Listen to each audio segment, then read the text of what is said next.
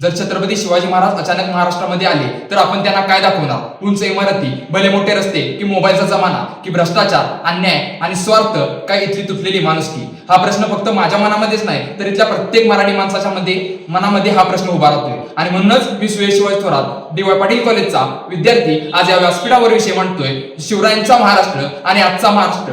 शिवरायांचा महाराष्ट्र आणि आजचा महाराष्ट्र. अहो, महाराष्ट्र म्हणजे काय? महाराष्ट्र म्हणजे शौर्याची परंपरा, स्वाभिमानाची ओळख आणि अन्यायाविरुद्ध उभं राहण्याची ताकद. अहो, महाराष्ट्र म्हणजे काय? तर संतांच्या भूमीत असलेली संस्कृती. अहो, महाराष्ट्र म्हणजे काय? तर इथल्या प्रत्येक मराठी माणसाच्या मनात असलेला स्वाभिमान आणि अभिमान. या सर्व गोष्टी आज आपण कुठेतरी विसरून चाललो आहोत. आणि म्हणूनच हा मनात प्रश्न तयार होतो की आपण या महाराष्ट्राचे प्रतिनिधी आहोत का? जर बघायला गेलं तर छत्रपती शिवाजी महाराजांचा आधीचा काळ पाहिला तर तो काळ होता मुघलांचा. मुघलशाही सत्ता करत होती. इथला प्रत्येक शेतकरी वर्ग आत्महत्या करत होता. स्त्री शक्ती सुरक्षित नव्हती आणि परकीय आणि राजकीय सत्ता यांनी रयतेचं जगणं हराम केलं होतं. प्रत्येक मराठी माणसाच्या आणि रयतेच्या मनात स्वाभिमान अभिमान नक्कीच होता, पण नेतृत्व नक्की नव्हतं. पण याच काळोखामध्ये छत्रपती शिवाजी महाराजांचा जन्म झाला. जिजामातेंनी जे स्वराज्याचं स्वप्न पाहिलं होतं ते छत्रपती शिवाजी महाराजांनी काम आणि स्वप्न सत्यात उतरण्याचं काम छत्रपती शिवाजी महाराजांनी केलं. छत्रपती शिवाजी महाराजांनी फक्त तलवार चालवली नाही, छत्रपती शिवाजी महाराजांनी फक्त तलवार चालवली नाही तर इथल्या रयतेच्या मनात स्वाभिमान आणि अभिमान जागवला. छत्रपती शिवाजी महाराजांनी जो महाराष्ट्र घडवला तो फक्त युद्धाच्या जोरावर नव्हे तर इथल्या न्यायावर, विश्वासावर आणि इथल्या रयतेच्या विश्वासावर. आज बघायला झालं तर छत्रपती शिवाजी महाराजांचा महाराष्ट्र हा प्रत्येकाने ऐकलाय, प्रत्येकाने अनुभवलाय, प्रत्येकाने जगलाय. पण मनासारखा विचार जर केला तर आजचा महाराष्ट्र आणि शिवरायांचा महाराष्ट्र हा खरोखरच सेम आहे का असं प्रत्येकाच्या मनात वाटतंय. आज बघायला गेलं तर आजचं महाराष्ट्राचे चित्र बघायला गेले तर महाराष्ट्र हा प्रत्येक क्षेत्रामध्ये अग्रेसर आहे. त्यामध्ये असेल शिक्षण असेल, औद्योगिक क्रांती असेल, मोठमोठ्या इमारत असेल, या प्रत्येक क्षेत्रामध्ये आजचा महाराष्ट्र हा अग्रेसर आहेच आहे. त्याचबरोबर जागतिक पातळीवर देखील आज महाराष्ट्राने आपल्या नावलौकिक केलं आहे. पण ही नाण्याची झालं एक बाजू. पण पाहायला गेलं तर छत्रपतीच्या काळामध्ये पाहायला गेलं तर छत्रपतींचा काळ आपल्याला एक शिकवतो की राजा जागा असेल तर इथली प्रजा आणि शेतकरी वर्ग सुखी असतो. पण आज झाले असं की छत्रपती शिवाजी महाराजांच्या काळामध्ये एक कायदा होता. तो कायदा म्हणजे शेतकऱ्याच्या मिरचीच्या देठालाही हात लावू नका, नाहीतर तुमचे हात कलम केले जातील, असे स्वतःच्या सेनेला बजावणारे छत्रपती शिवाजीराजे भोसले. पण आज आजच्या महाराष्ट्रामध्ये बघायला गेलं तर कायदेही भरपूर आहेत, पण न्याय मात्र नक्का नाही.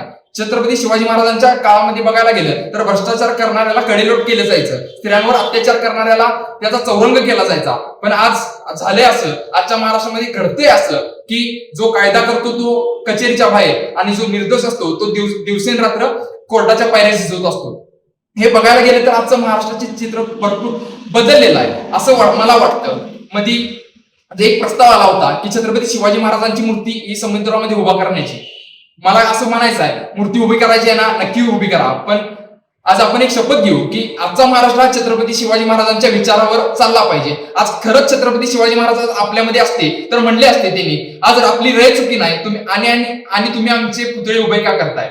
आणि आज बघायला गेलं तर आजच्या महाराष्ट्रामध्ये बाहेरचे लाखो पर्यटक पर्यटनासाठी येतात आणि जाताना ते म्हणतात, अरे हे किल्ले बांधले कुणी? तर छत्रपती शिवाजी महाराजांनी आजपर्यंत एकाही किल्ल्यांवर जे म्हणजे 350 किल्ल्यांवर जे शिवाजी महाराजांनी साम्राज्य प्रस्थापित केले त्या एकाही किल्ल्यावर आज छत्रपती शिवाजी महाराजांचं नाव नाही. पण आज आपल्या परिसरामध्ये बघायचं झालं तर आज आपल्या प्रत्येक परिसरामध्ये, प्रत्येक उद्यानामध्ये जे बसण्यासाठी बाकडे ठेवलेले असतात त्या बाकड्यांवरती तिथल्या स्थानिक नगरसेवकाचं नाव असतं. ते नाव लिहिण्यामागचं कारण आणि आजपर्यंत मला समजलं नाही. आज बघायला गेले तर 19 फेब्रुवारीच्या दिवशी ज्याच्या त्याच्या मनात छत्रपती शिवाजी महाराज येत आहेत, तोंडात मावा धरून डीजेच्या गाण्यासमोर नाचून छत्रपती शिवाजी महाराजांची शिवजयंती साजरी केली जाते. शिवजयंती फक्त याच इतक्याच पुरते मर्यादित राहिले आहे अशी मला वाटते. आज बघायला गेले तर महाराष्ट्राचं चित्र जर राजकारण क्षेत्रात बोलायचं झालं तर आज जे काही नेते मंडळी उड्या मारतायत हे कुणाच्या जीवावर? आमच्याच, होय होय आमच्याच. आज नेत्यांना काय हवं असतं? सत्ता हवी असते. पण याच सत्तेपायी कित्येक लोकांचे जीव टांगणीला लागले. त्याचं काय? आज इथला शेतकरी वर्ग आत्महत्या करतोय का? तर त्यांच्या पिकांना योग्य तो हमीभाव नाही. आज अशा कित्येक घटना आहेत ज्या बोलताना मन व्याकुळ होतं, ते म्हणजे स्त्रियांवर होणारे बलात्कार. शिवकाळातही होत होते की बलात्कार? शिवकाळातही होत होते की बलात्कार? पण त्यासाठी छत्रपती शिवाजी महाराजांनी हाती घेतली होती भवानी तलवार. पण त्याच भवानी तलवारीला आज आपण सर्वजण विसरून गेलो आहोत आणि एका पीडित मुलीचं दुःख एका कॅन्डल मोर्चावर येऊन थांबले. आज नेते मंडळींना काय हवं असतं? सत्ता. पण मला काय म्हणायचं आहे, जर तुम्हाला सत्ता हवी आहे ना, मिळवा की. पण सत्ता मिळाल्यानंतर एकाही शेतकरी वर्ग आत्महत्या करणार नाही, एका स्त्रीवरही बलात्कार होणार नाही, हेही बघा की. अहो आजचा माणूस मरतोय आधार कार्ड, रेशन कार्ड आणि पॅन कार्ड पाहिजे. अहो आजचा माणूस मरतोय रेशन कार्ड, आधार कार्ड आणि पॅन कार्ड पाहिजे, पण त्याचा आधारच कसा बनता येईल हेही बघा की. आणि हे सगळं बघत असताना माझ्या मनात एक पुन्हा प्रश्न निर्माण होतो की आजचा महाराष्ट्र हा खरोखर शिवरायांच्या विचारावर चाललाय का? खरं तर ही महाराष्ट्राची पुण्य होती की छत्रपती शिवाजी महाराजांचा जन्म या महाराष्ट्राच्या मातीतून झाला. खरं तर महाराजांना अवघं 50 वर्षाचे आयुष्य लाभलं, पण त्याच 50 वर्षाच्या कालावधीमध्ये सुमारे 350 किल्ल्यांवरती छत्रपती शिवाजी महाराजांनी साम्राज्य प्रस्थापित केलं. म्हणजे इतिहासाच्या भाळावरती सोनेरी इतिहास असा छत्रपती शिवाजी महाराज यांनी कोरून ठेवला.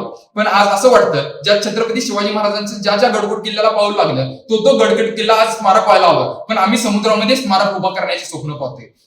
आज कित्येक तरुण वर्गाच्या गाडीवर लिहिलं असतं जय शिवराय, जय शंभूराजे, जय भवानी, पण तीच गाडी संध्याकाळी दारूच्या अड्ड्यावर पाहिली की असं वाटतं हे राजा कुठेतरी चुकतंय. आज प्रियकर प्रियसी गडकोट किल्ले फिरण्यासाठी जातात आणि फिरून येताना त्याच गडकोट किल्ल्यावर आपले नाव करतात, हे पाहिलं की असं वाटतंय हे राजे कुठेतरी चुकतंय. आणि म्हणून या सगळ्याची सर्व भूमिका जाते ती तरुण वर्गाला. आजचा तरुण घडला तर उद्याचा महाराष्ट्र नक्की घडेल.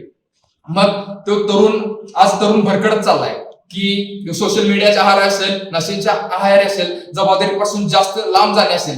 पण आज तरुण वर्गानेच जर ठरवलं तर मला स्वतःला बदलायचं आहे, तर आपला महाराष्ट्र नक्की घडेल, तर उद्याचा भारत देखील नक्की घडेल. कारण इतिहास आपल्याला एक गोष्ट सांगतो, एक व्यक्ती सुद्धा समाजाला दिशा चांगली देऊ शकतो. याचं उत्तम उदाहरण म्हणजे घ्यायचं झालं तर छत्रपती शिवाजी महाराज. आणि जाता जाता एवढेच म्हणतो की छत्रपती शिवाजी महाराज हे फक्त इतिहासातील नाव नाही, छत्रपती शिवाजी महाराज हे फक्त इतिहासातील नाव नाही, ते तर आहेत आपल्या वर्तमान आणि भविष्यातील प्रेरणा. आणि महाराष्ट्र ही फक्त आपली जमीन नाही, तर ती आपली जबाबदारी आहे. आणि ती जबाबदारी आपण सर्वांनी पार पाडून आपला स्वतःचा महाराष्ट्र म्हणून आपण स्वतःने आपल्यापासून सुरुवात केली पाहिजे आणि आपला महाराष्ट्र आपणच घडवला पाहिजे.